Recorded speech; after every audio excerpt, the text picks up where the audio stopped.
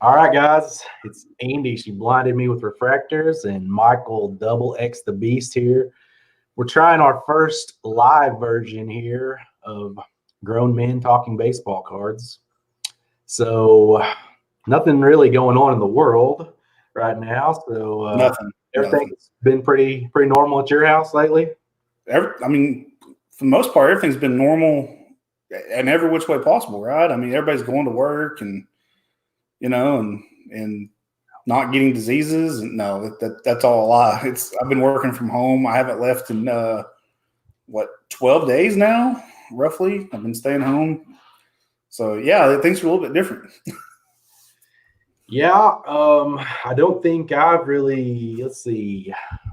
I'm losing track of the days actually right now.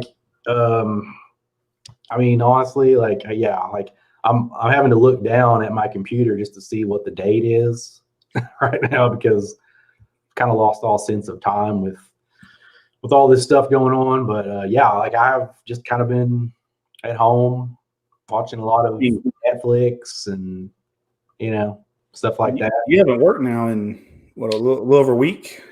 Yeah, it's been I don't know, man, like 10 days maybe, something like that. At least. It seems like it's been like months, honestly. Oh yeah. That's crazy. It's a crazy world. The corona and yeah, we know this guy. We know that guy. Look at that guy right there. The greatest beard in the greatest beard in baseball card history, rocking it right there.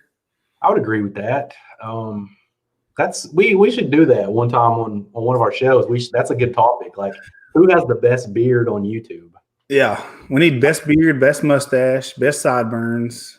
Like just really go ahead and just like borderline a fashion show, not a fashion show, but the equivalent of that, but just for the YouTube people for facial hair. Yeah. Right now, Eric is here, so we're going to declare him the winner right now. Yeah. But, once we dig into this, I think he's gonna have some competition because there's some pretty good beards out there. Mike's got a better groomed beard than Eric. Yeah, and that's we'll have to have different criteria. Grooming's got to be one of those. Yeah. Length. Yeah, I think so. That's no, I definitely appreciate Eric's beard. Like the other day when we were talking how long it had been since he had been clean shaven. That's makes for good entertainment.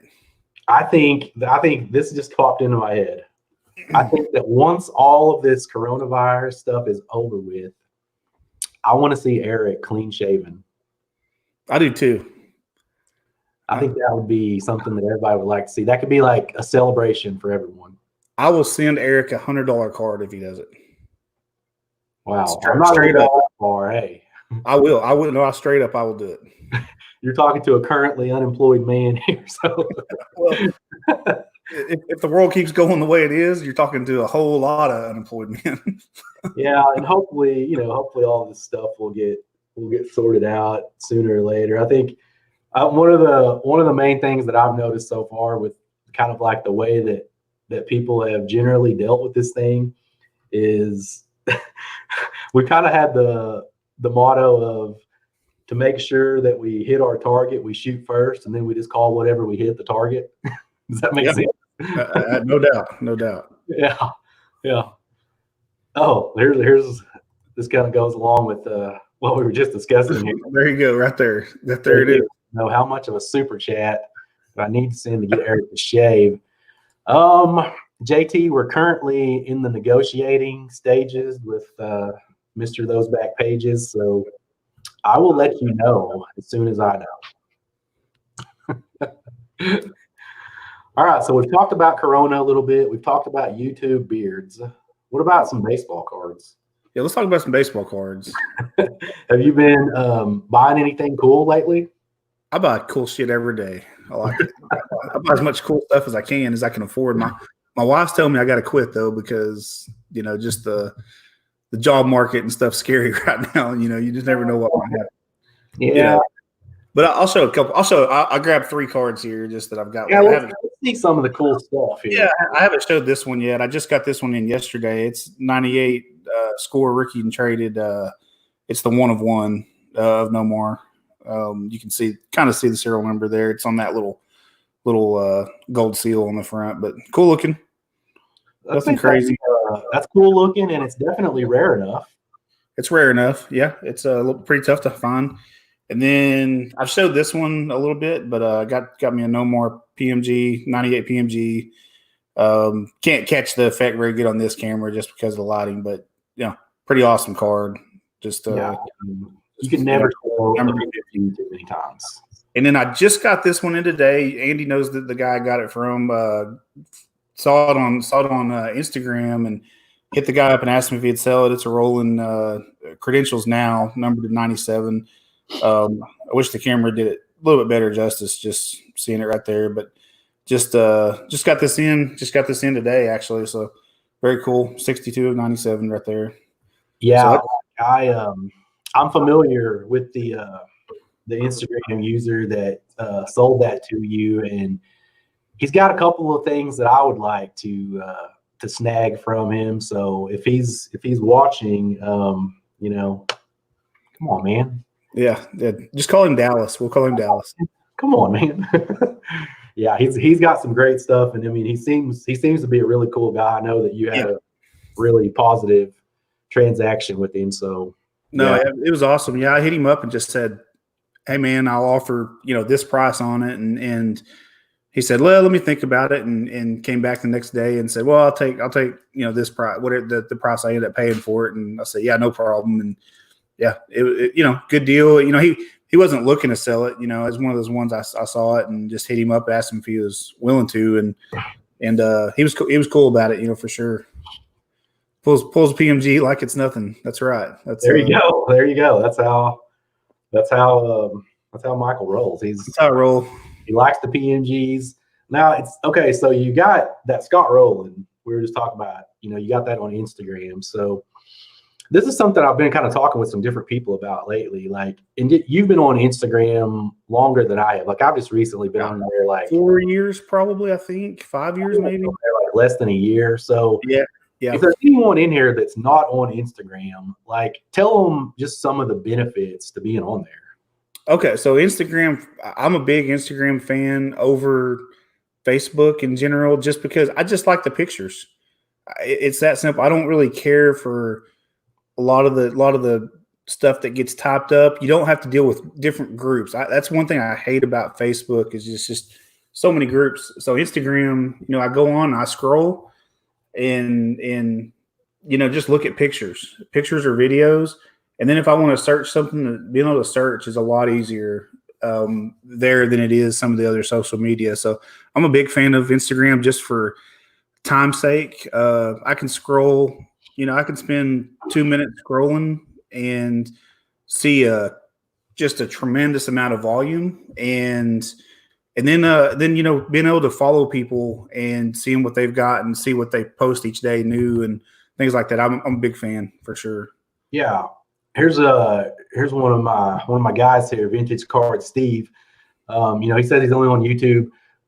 Steve, I think Instagram would be great for you because you just have like a ton of cool cards. And one of the things that I really try to sell people on, like as far as getting on Instagram, is all the things that you said, but there's just a lot of cards that you get to see on Instagram that you just don't see on eBay. No doubt. No doubt. If you want to see some cool stuff, and then as you get to know people better, there's a lot of transactions that go on. There's once you kind of get familiar with people, there's obviously the no fees and stuff like that. So it's a good place to buy, sell, stuff like that as well. And I'll say this too for Instagram and Facebook to a certain extent, but you're right. There's stuff on there you just don't see anywhere else. But also, if your only avenue of buying cards is eBay, you're missing out probably half of what's out there. I know a lot of people that's the only way they buy is eBay, and it really limits you what you're going to find. When I was collecting Grant Hill, at that level, now doing what I'm doing with the 90s baseball, I would have never had half the collection that I had because I got them off of social media. Yeah, for sure. And I was, I'm definitely one of the people too that was, way late to the party. I'd heard you talk about Instagram and how you'd had all these cool cards you'd found on there and stuff, and I just never really looked into it until this past year. And man, there's just like I've found cards on there that I've looked for years and I've never even seen them. And people now, obviously some of these guys, they're just showing their stuff. It's not like everything on there is for sale, but and just the conversation standpoint, we all know eBay. You go on eBay and you try to give somebody your email address or ask them what else they have. Right? Yeah, you're shut down instantly. Things like that. And so, that just sucks. If you're just trying to, even if you're not trying to buy off of eBay, like outside of eBay, just trying to communicate through there, you're so limited. It just sucks. Yeah, for sure. So one of the things I know we wanted to talk about is, with all the stuff going on in the world right now, like, what have you noticed as far as the prices in the hobby right now for people that are, maybe people out there looking to buy, or maybe people are looking to sell? What have you noticed with the pricing going on right now? For sure, the first thing I noticed was some of the newer Panini stuff. It's starting to level off. It may not have came down a lot, but it was on a heater going upwards drastically, and it's definitely leveled off. The best cards are still selling high. They're still going to your LeBrons and Jordans. People are still going to buy those people. Those prices aren't going to change a lot. But your lower level guys, they start going down pretty quickly. I've already noticed some of the, like, I'm trying to give an example. Like Trae Young. Trae Young isn't a lower level guy. He's still a good guy, but his stuff is selling probably 15% less on a lot of his cards than what it was 2 months ago. And some of it's because the guy, because the NBA is not going, it's not active. It's probably similar to what you would see in off-season prices a little bit, but it's definitely coming down. It's leveled off. The stuff I'm buying right now hasn't really changed, but it wasn't expensive to start with. It's probably been about the same for 15 years or something. I don't even know, a long time. But overall, the market's definitely softened. I sold some BGS graded Panini Prism stuff. It just ended 2 Sundays ago. And yeah, definitely even my Zions they probably sold for $20 or $30 less than what they were selling for when they were still playing.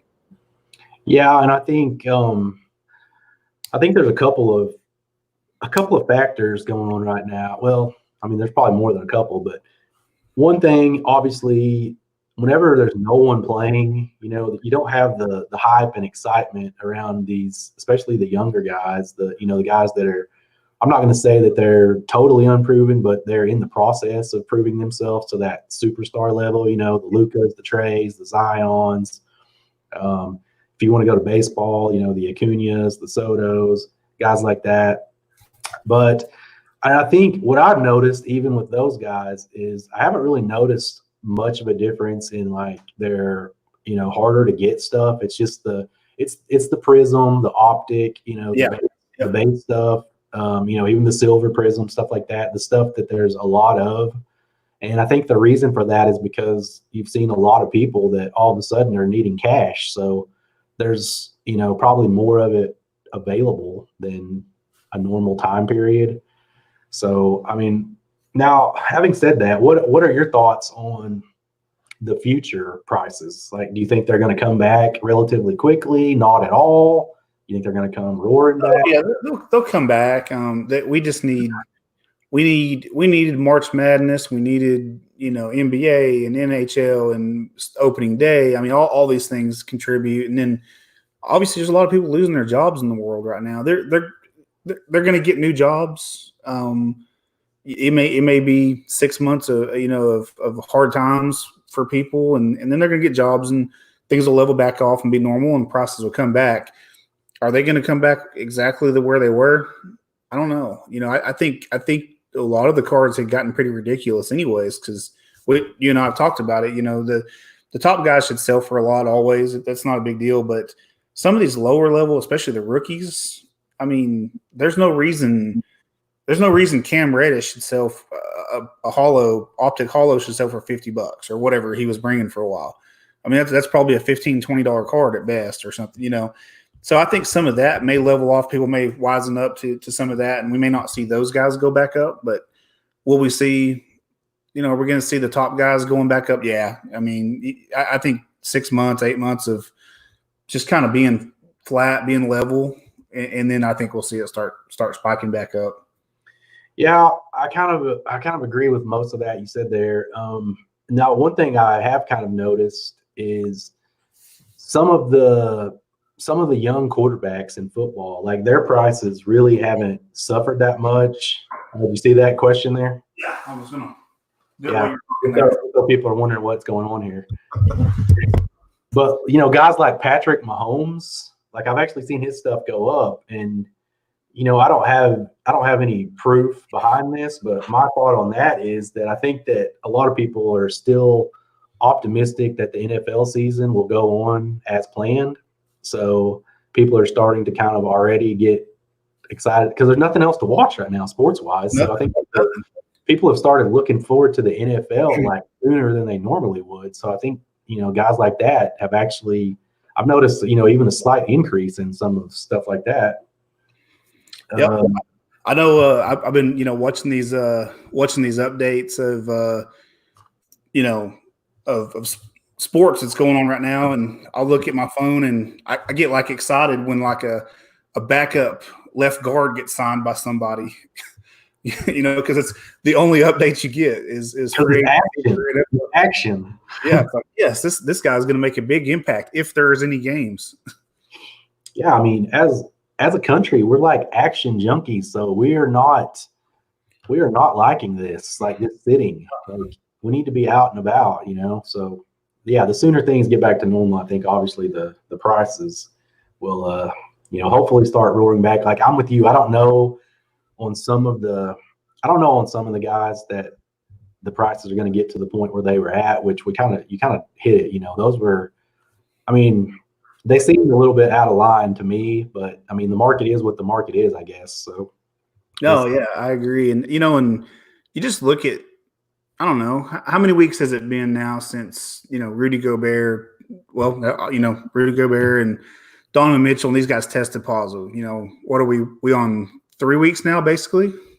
Yeah, when I was at that game, of course. So that was okay. Yeah, tell people about that story really fast. So yeah, I'm from Oklahoma, like Andy is, and I had went back. My kids were on spring break, so we went back to Oklahoma to see my mom, see my wife's family, and everything, and out in Western Oklahoma. And we had bought tickets to go see the Thunder and the Jazz in Oklahoma City. Go up, get a hotel room, stay there, you know, goof off, all that good stuff, and go to the game. And, you know, we're 30 seconds from tip off, and you see somebody run on the court, you know, and I think the crowd immediately, all of us, we kind of had a feeling of panic, like, you know, that something wasn't right. You just knew without them saying anything. And then you start seeing the players walk off the court and, you know, instantly, you know, something's wrong. And then they you know, they delay the game for a little bit and they finally come on and cancel it, of course. And, you know, it was definitely a feeling of panic in the arena. There was a lot of angry people, right? You know, immediate reaction was anger that, oh, I'm missing this game. But pretty quickly it turned to who gives a crap? This is serious, you know, and there was definitely not a lot of people talking on the way going out and, you know, walking down the street back to the hotel, things like that. And, you know, it pretty crazy what happened. You know, that was kind of the moment for America, if you will, that it really set in for everybody, because until then it was taken as a complete joke, you know, across the board. And at that moment, you know, kind of being there and kind of being part of that, being there, like the moment that it kind of got taken serious was pretty crazy. And then immediately make it back to the hotel and you start seeing other leagues canceling, you know, NCAA games getting played with no fans, blah, blah, blah, blah, you know, so on and so forth. It was crazy. You know, it's still crazy now to think about it. Yeah, I was watching it on TV and it was very strange. Like I had never seen anything like this because like you said, there's, you know, we didn't know who this guy was at the time, but he rushes up to talk to the officials. And all of a sudden, the officials are huddling up. They send both teams over to their benches. The players are just kind of like, they don't know what's going on. And then, they send the players to the locker room. And I think one of the Jazz players, I think they may have knew because he waved to the crowd they knew they were not playing at that point. Yeah, they did. I think they definitely knew for sure. And and I see Eric says this is day 15, so a couple weeks here we've been dealing with it. You think about this too, and you think about did Rudy Gobert know he wasn't feeling good before they even flew him into Oklahoma City, and all these scenarios you see go into place that it's just crazy. It's crazy, but it's crazy at the end of the day how important sports is. This tells you it took really sports shutting down for people almost to take it serious across the country. I mean, to a certain degree, Yeah, maybe that's sad, but I mean, it's true. Because like you said, I don't think too many people were taking this serious at all until that night. And at that moment, I mean, that was the beginning of just this entire shutdown. That game was kind of it all. No doubt. Crazy stuff. Craziness. So this is another topic that's we're trying to keep it as hobby related as possible, but obviously with what's going on in the world, there's everything kind of revolves around this right now. So one of the questions that a lot of people have been thinking out there is, with PSA and BGS both shut down, does this give SGC an opportunity to come in and take away some of that market share? I'll let you go ahead and give your thoughts first on that. No, in a nutshell, no. They've always been third rate. They're still going to be third rate. I mean, do they have a chance here to get some business for themselves? Yeah, they're going to make a little bit of money right now because people are just desperate to grade. It's a bunch of degenerate gamblers essentially, and that they just want to grade whatever they can get their hands on. They've got to grade it, but. In a nutshell, no. They're going to be third rate when this ends. They're third rate now, even though they're open. They just happen to be open. That's the only difference right now. Do they have, a decent product to some people and they like to send stuff to them? Sure. I mean, personally, their cases are ugly to me. The holders are terrible. They changed them a couple years ago to the new style, and it may be worse than the style that they had before. But no, they are what they are. They're the third option. They're not the prom queen, and they're not the next girl down. They're way on down the chain. They're the one you go to after 10 beers. They're not. Come on. Let's be real about them here. So, Michael, bringing the hammer down. I'm just keeping it real. If they can get a little bit of business, that's fine. But do they get taken serious in the hobby compared to the other two? No. Some would argue that the other two don't get taken serious at times, and SGC sure as heck not going to. So you're not a fan of the tuxedo holders? I'm not a fan of the tuxedo holder at all, and how small that their name is on them, and then the grade is great big, or vice versa. I mean, the name's great big and the grade's not. It's just weird. They're just ugly cases, ugly holders. So, I mean, my thoughts on the whole thing is, I mean, does SGC, do they have an attractive holder for vintage cards? Yeah, I would say so. Do I like their holder for modern cards? No, not at all. I don't. Do I think that they are going to get some, additional business? I mean, I think they could right now, but here's the thing. This would be my concern. A lot of people are I'm going to send my stuff to SGC because they're the only ones open right now. How long are they going to be open? I mean, aren't they located in Florida? Isn't that right? Florida, I think, yeah. And that's it. You send your stuff to them, then you get stuck there, and then when all three of them are open, then they all start grading again somewhere down the road, and then you end up with an SGC card when you could have had a PSA or BGS if you just would have held it a little bit. I just pick, like I told you earlier, I just picture some dude, one guy sitting in a basement putting cards in the holder and grading them himself. I picture that's their entire operation. I mean, I think it's probably a little bit better than that. Yeah, it is. That's just what I picture. I will give them more credit than that. Like, I don't really like, I've never liked the SGC holder. I've always, like, I do like that they actually use, like, a better number system now than what I didn't like. Yeah, I hated that stupid 88, and yeah, that was stupid. I didn't like that stuff. I do appreciate that they've kind of, I don't know, I guess you could call it modernized their holder a little bit, but it's still, to me, it looks, I don't know. I don't like the way it looks, especially for modern stuff. I don't think, and here's the thing that I just like, when people are talking about how they think that this is going to be like their big chance, right? I just kind of think back to some of their stuff before. Them and Beckett both, like, they've had opportunities in the past to, like, really make a move as far as but what always happens with Beckett and SGC, they'll make some kind of big, we're going to come out with a registry. Just keep waiting, though. Keep waiting, stuff like that. We're going to, Beckett back in it's probably like 10 years ago, their message boards. Oh, yeah, we're going to take it down. We're going to come back with a new great one. They ruined that. Never been the same since then, right? And then what do they do recently? They get rid of the guaranteed turnaround time. The one thing that they had on everybody. Eric said it right there. SGC, their big announcement. That was like 2 years ago, and we're still waiting. Yep, that's exactly right. I mean, that's the thing, is they've had opportunities in the past. This is not their first opportunity to take business away from PSA and even Beckett. And honestly, and I hope maybe one of them, their SGC, will see this.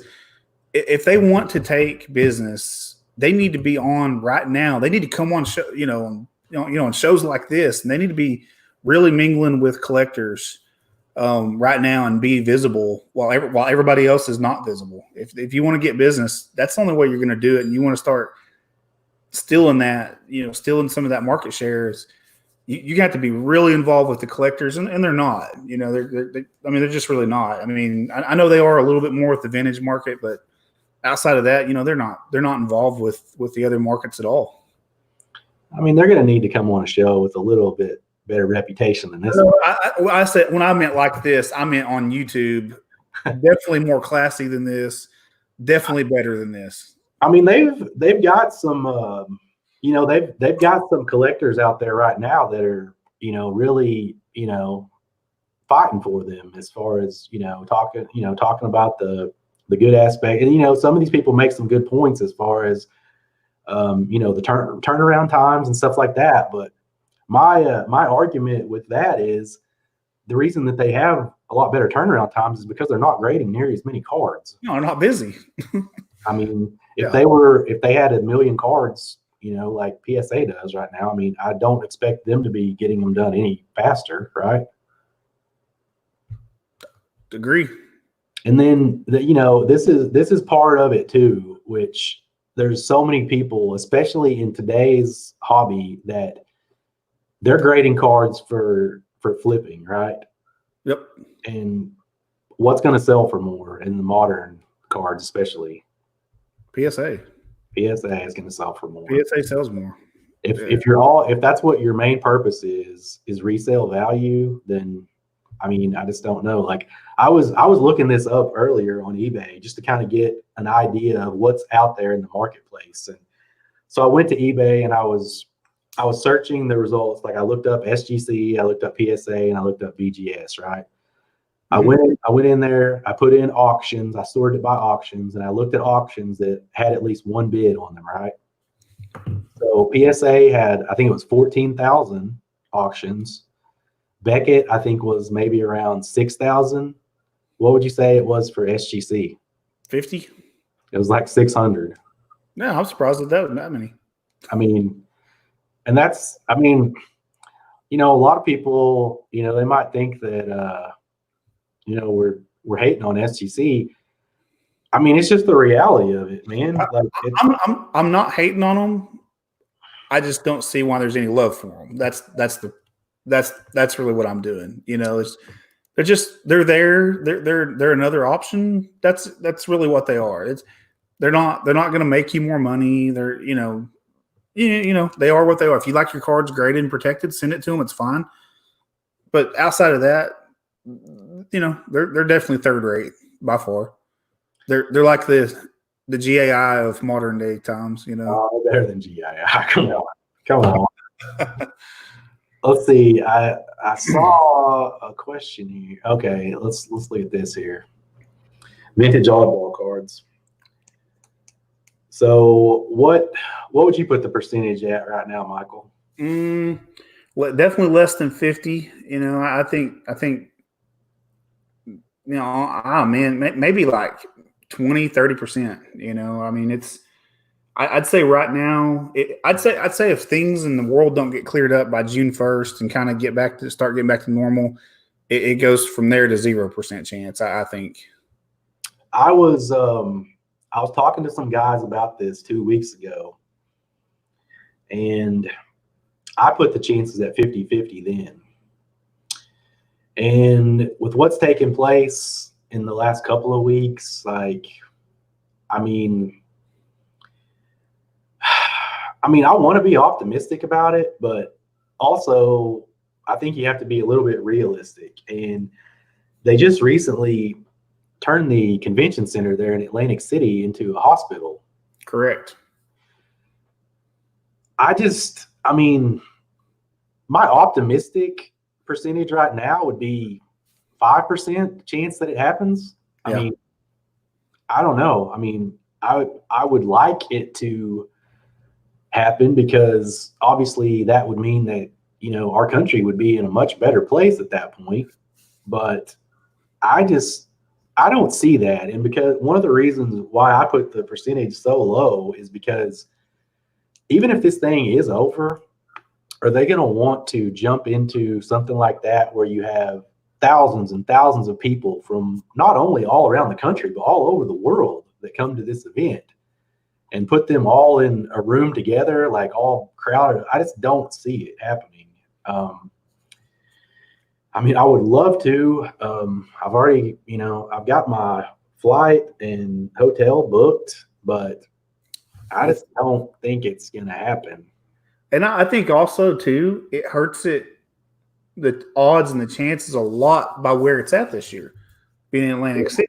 I think if it was in Chicago, Cleveland or Chicago, I think the odds would have went up drastically. I mean, Eric's in New York, I know, and I know a couple people in New Jersey, and Northeast is definitely battling it out right now for sure. Yeah, for sure.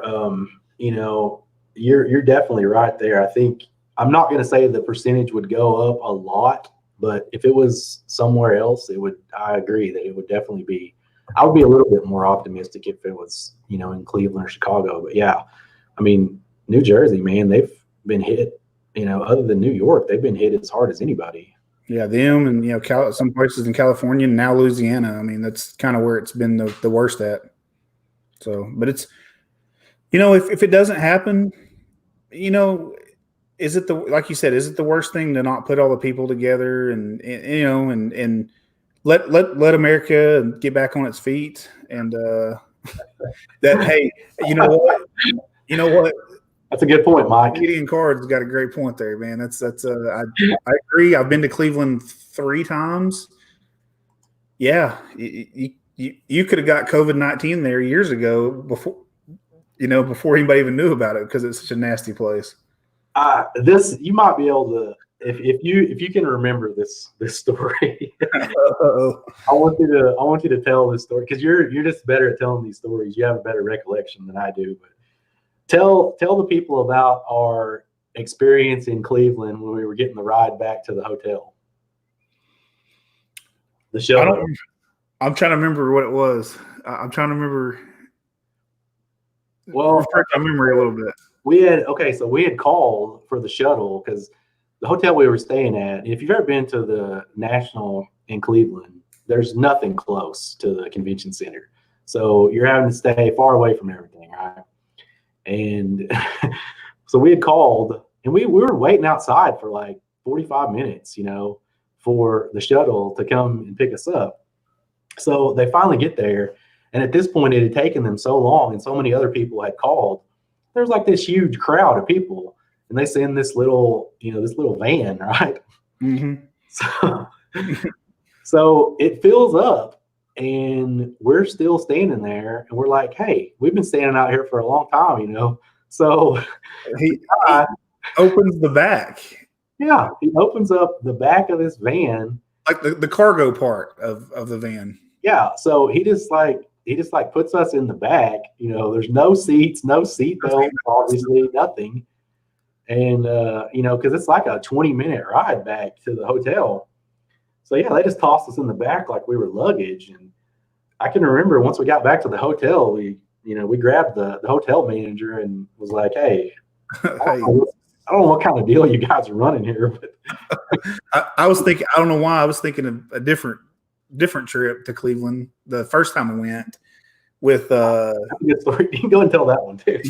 We remember we had hell getting the rental car, and so we had to ride. I remember we had to ride in a like a cab, basically. We had to call a cab, and I remember we got in the back and it smelled like vomit.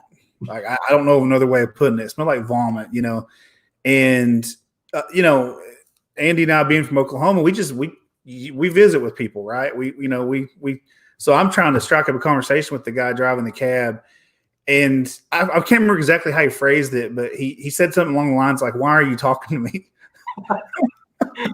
And I remember just laughing about it, because he had no interest in talking to us, and his clearly had no interest in cleaning his cab because it smelled terrible. And I was just ready to get out of there without, having something Ajax wouldn't clean off or something, I know, I'm thinking about that guy right now because I'm hoping that he's okay, because with all this stuff going on, hygiene was not like his thing. So hopefully he's picked it up a little bit in that aspect. Brutal. Not only for his customers but for himself. I mean, good grief. Bad. Yeah, it was. Andy, why don't you tell these guys about your about what we were thinking about when you might get your PSA order back? Oh wow. Well, so they've had this order since like the first week in January.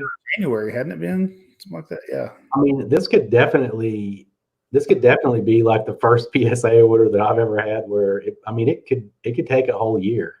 And I don't think it's out of the realm of possibility that it would be 2021 when I get this order back. No. Because they were so far behind already, and they haven't been catching up, obviously being closed. So this time 2020, I don't know. We'll see. Anything's possible at this point. Yeah, it's crazy. If it takes till 2022, I'd expect Joe Orlando to personally deliver those to your house. I'm opening it up for questions or topic suggestions at this point. We could sit here and probably tell national stories forever. There's just so much, so many crazy things have happened there over the years. They're just some of the crazy stuff we've seen in this hobby.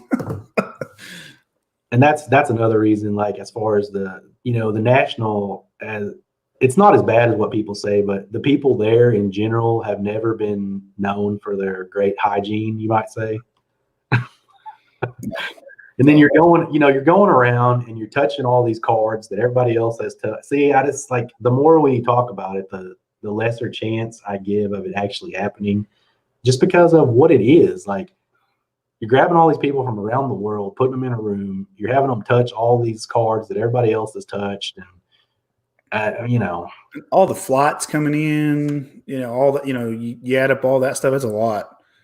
Yeah, I'm with you. And then maybe they'll do. I don't know if you guys have been anywhere. haven't even left my house now in, like I said, 12 days or something. But maybe they'll do like some of the businesses we're already starting to do a few weeks ago is only let so many people in at a time. Have you been anywhere and seen this? Maybe they'll do it at the National. They'll make you line up and they'll only let 10 people into the whole place at a time. Well, have you been to your bank lately? No. You have to make I know here you have to make an appointment to go into the bank. I don't blame them. I don't blame them at all.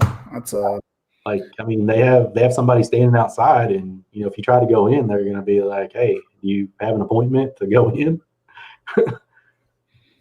I don't blame them. I really don't blame them at all.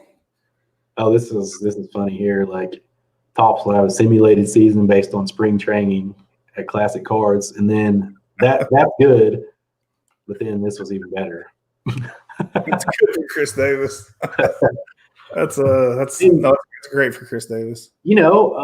Chris Davis, he's one of those guys that we all know how much stock should go into spring training, right? But he was one of those guys that came in the best shape of his career.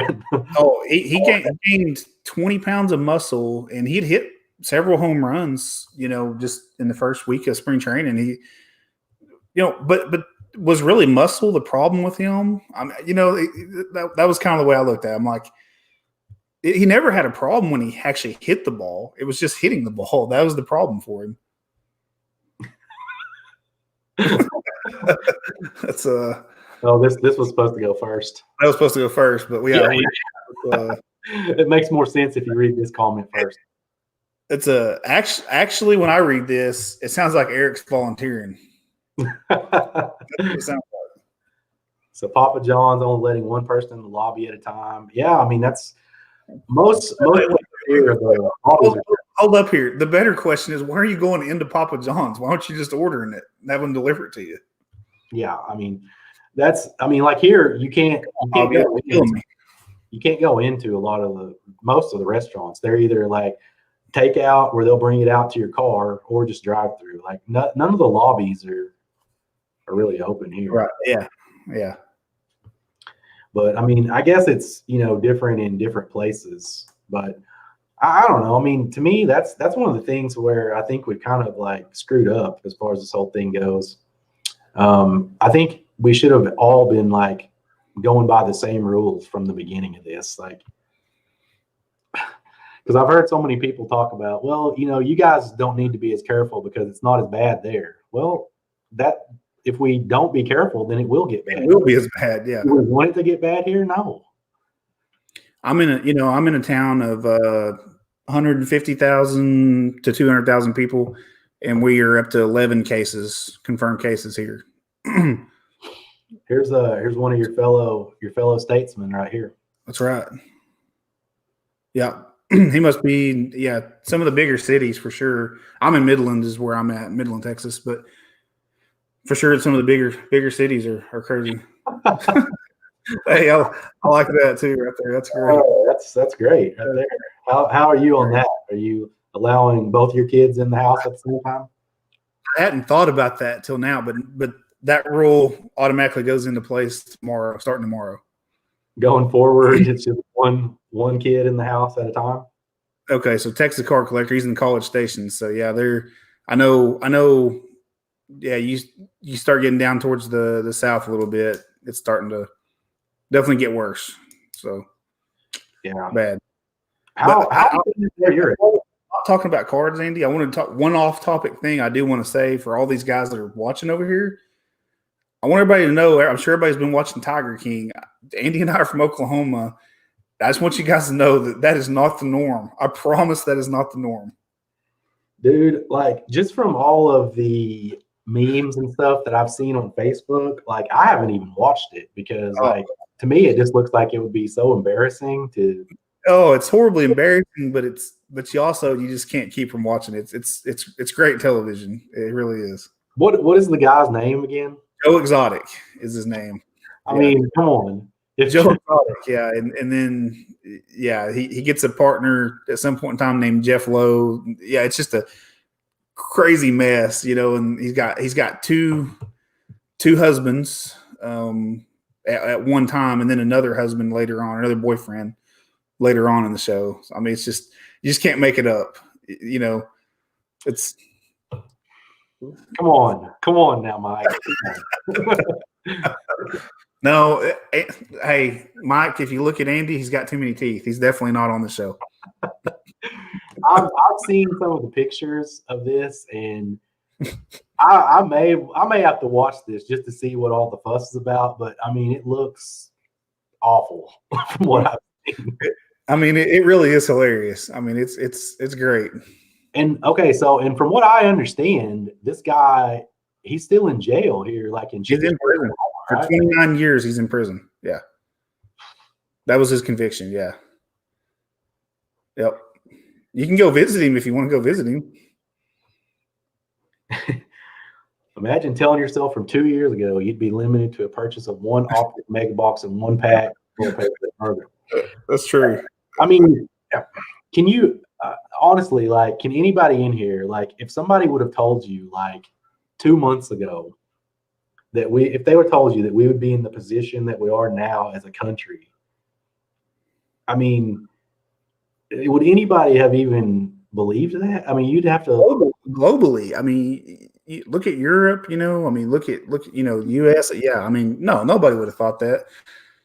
And on a lesser scale, for sure, I never would have thought I'd been limited on how much retail sports cards I could buy at Target.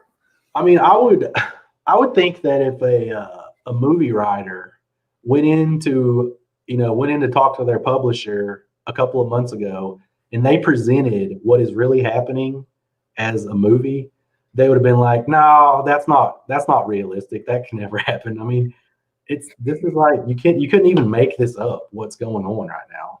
No. I mean, I think all of us are, one of the reasons we wanted to kind of do this live tonight is I think everybody's just kind of a little bit stir crazy. Like, so, at least this way it would be, a little more interactive.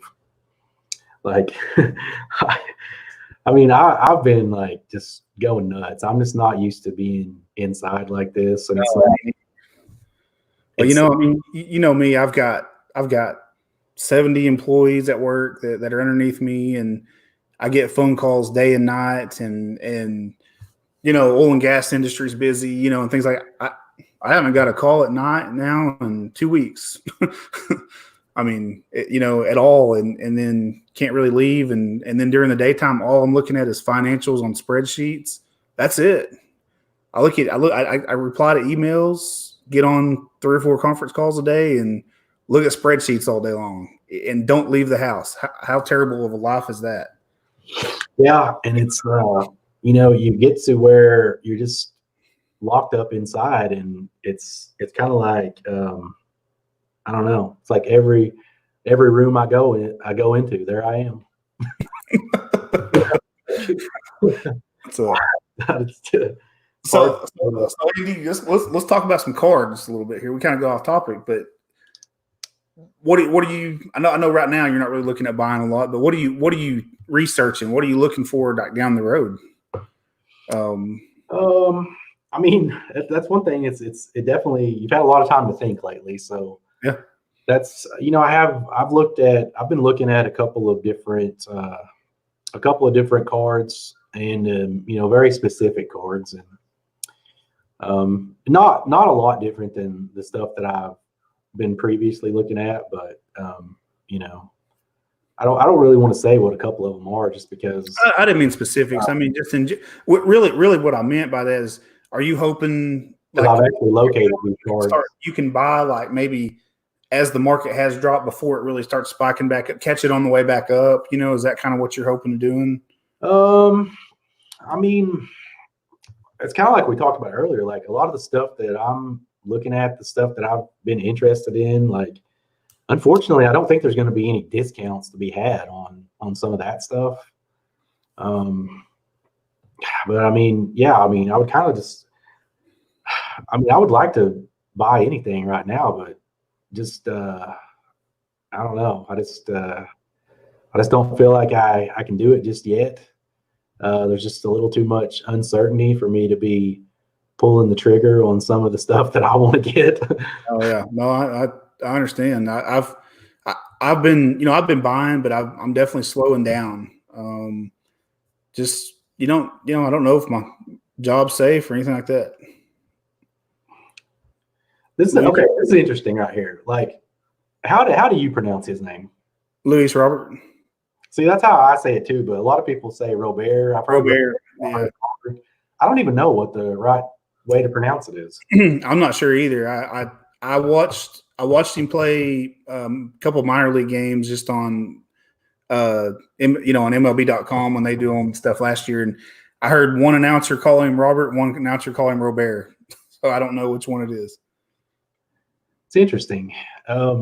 You would think with a guy that high profile that we would have a definitive answer to that by now. Let's call him what you want. Vintage Oddball wants to know what the cards are. And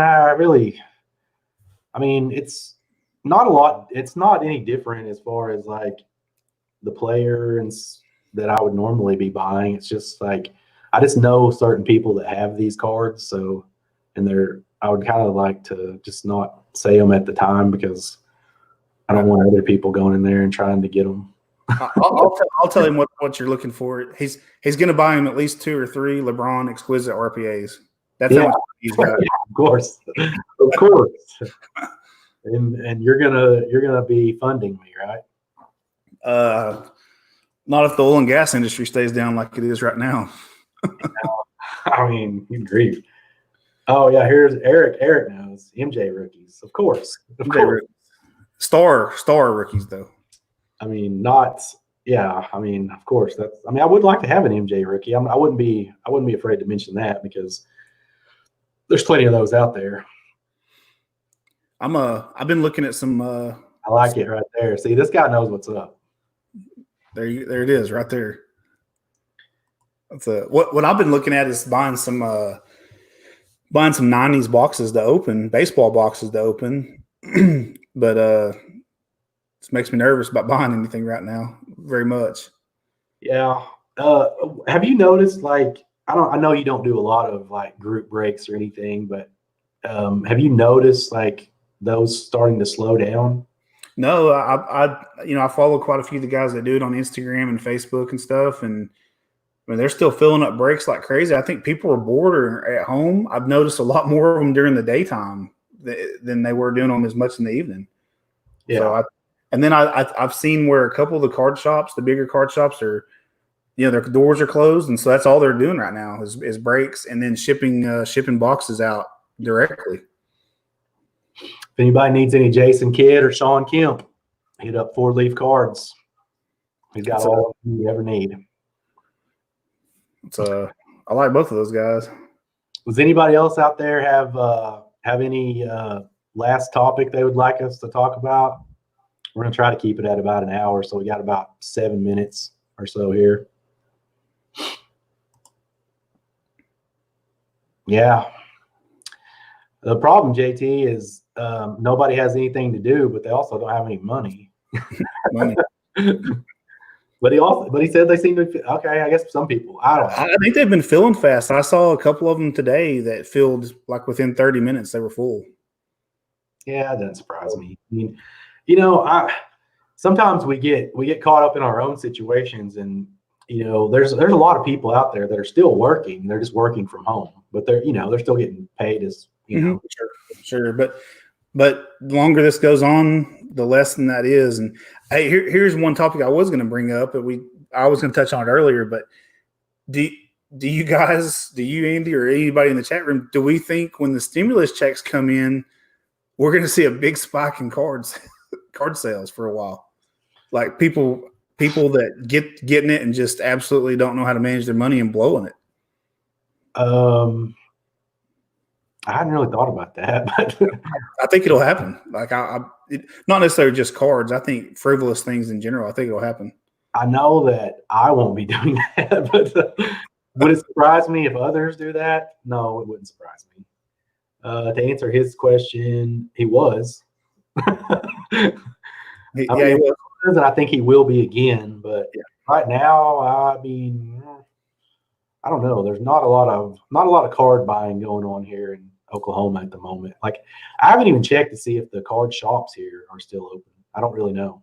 I mean, are they considered essential businesses? Depends on who you ask.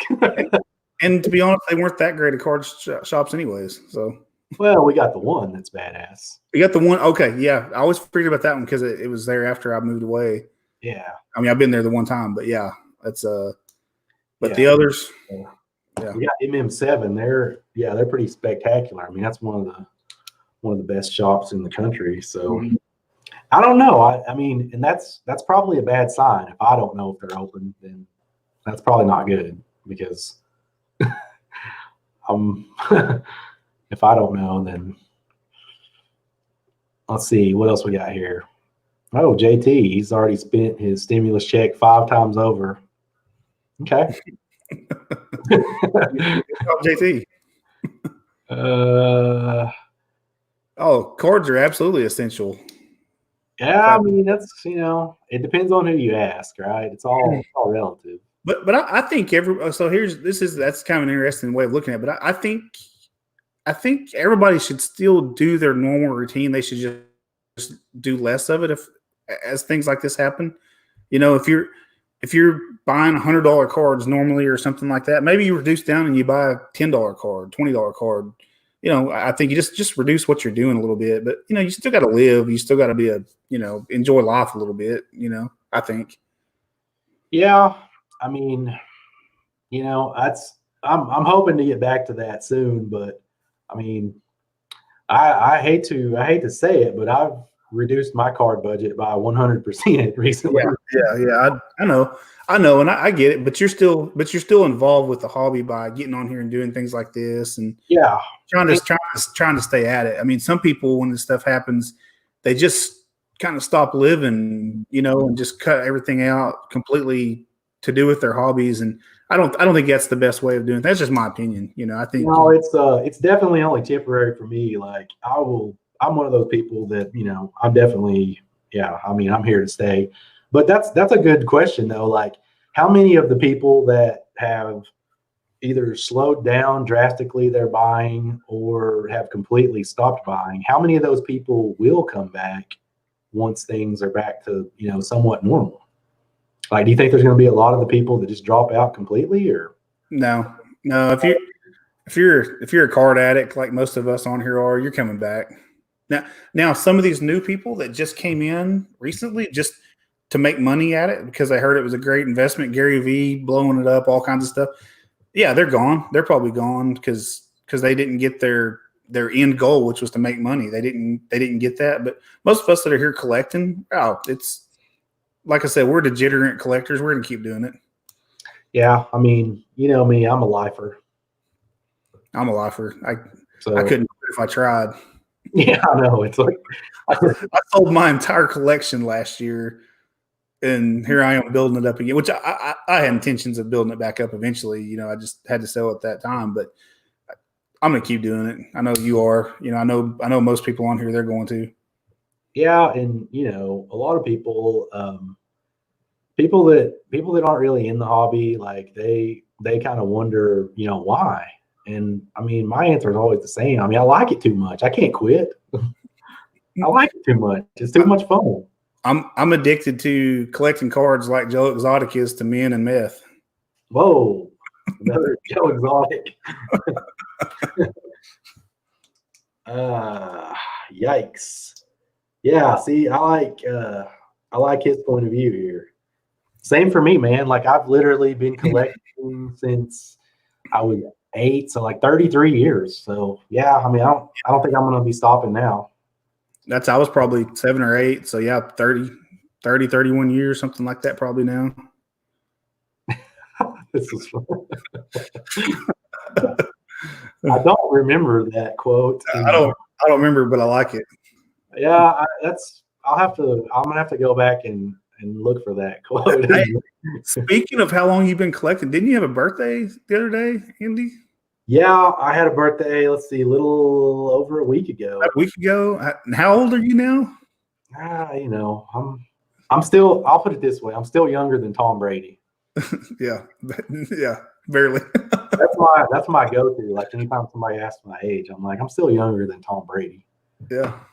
I turned 41, which to me is, no big deal. Like people that know me, they just always think of me as like I'm just kind of like an old kid. Yeah. Is that a pretty good? I think that's right. Pretty good representation. I think so. Okay, all right. Cardboard Kid said he started in '82 at age 9. Yeah, I was born in '82. I was alive in '82. All right, you got anything to finish with? We've reached our hour mark here. So hour mark. No, I don't really have anything else. I wish we'd thought of a random 5. I wish somebody came up with one real quick. Throw out a random 5 for us. Yeah, give me something. No, I want one of the people in the chat to give us one. We can both do it. Somebody in the chat give us a random 5. They probably never seen any of the other episodes. They probably don't know what we're talking about. Thanks, Striker Cards. Happy early birthday to you too. Well, you may have to come up with something, Michael. I'm always delivering.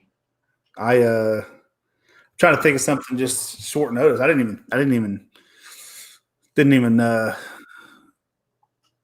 have anything ready to go. What did he say? Tops 25 cents a pack and 82. Yeah, that was something there. That's probably more than they're worth now. It's probably more value than you get. Oh, Eric comes through. Favorite base cards. Interesting. You want to take this one first? You want me to go first? 5 favorite base cards of all time. Okay. I'm going to go with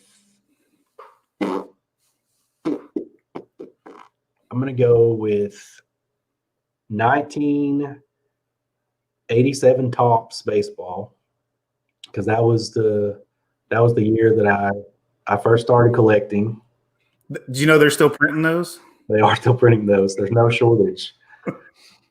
87 Topps baseball, 1990 Pro Set football, because I've probably opened up more of that product than maybe any person, maybe anyone. 1990 Leaf baseball, 1989 Upper Deck baseball, and I say those two because like when I was growing up as a kid, like those were like that was high end. And then 91 Stadium Club baseball. That's my 5th one. It's all my favorite base sets are all from when I was a kid. Mine, for the most part, are, but a little bit later, late 90s stuff. 98 EX, like the credentials, but the base, the clear, the base ones, or 97, 98 EX basketball is definitely right there for me. No doubt about it. Probably, what else? I'm trying to think of some other ones. 96 Topps Chrome basketball for sure. Those base cards are awesome. I've always a big fan of those. Probably, man. You said 87 Topps. Mine would be 87 Fleer. I loved 87 Fleer, especially the McGuire card. I loved it as a kid, so I would put that one up there. Love the blue borders. That was too expensive when I was a kid. That was too high end. Yeah, it was pretty high end stuff. But then probably I'd say 94 SP baseball. I still like those. I've always liked those. They were outstanding when I was a kid. They still are now. I love them. 95 Bowman's Best baseball is right there for sure. Those are outstanding. How many is that? Is that 5, 4 or 5 right there? Then one more for sure. 93 Finest baseball. Just even without the refractors, they're just awesome looking, I think, to me. High roller, man. That's the way I roll, Andy. You can see how poor I was growing up because I was buying 1 pack, you were buying 3. We spent the same amount of money. I was thinking like my parents thought 87 Fleer when it was like 75 cents or $1 pack. That was too much. So we went with Pops, 45 cents, 50 cents. Yeah, 50 cents, yeah. There's some great looking base sets. 86 Tops football I always liked. I always thought those were great looking. Just always liked them as a kid and stuff. Used to buy as many of those as I could get for sure. Well, very few of the ones on my list are great looking. That was not part of it. Great looking. Favorites. Yeah. Well, they are. They just have a classic design to them. Some of those sets do. Nobody's going to mistake 90 Pro Set football for great looking. No. And then what was the other Pro Set like, or the portraits ones? They had the autographs. Pro-line portrait. Those were hideous cards. I hated autographs on the back. The autographs on the back. Some of them you get. They were hideous. Awful. Terrible cards. Like I think isn't there a card? It may have been in just regular Pro Set where like Walter Payton's holding up like a tire or something. Yeah, I think so. Yeah, something like that. Yeah, like just hideous. And then they had the players' wives. Some of them had autographs and had cards in there. That was some of the better cards. Some of the better cards, sadly. Yeah. All right. Well, let's call it good. Thanks everybody for joining and contributing. Hopefully this gave you something to do for an hour. I'm not going to say it was quality entertainment, but absolutely not. I mean, it was something, right? The best thing we saw tonight was Voltron. That's true. That's probably right. Yeah. All right, guys. Well, everybody stay inside, stay safe, and we'll catch you next time. Yeah. Later, guys.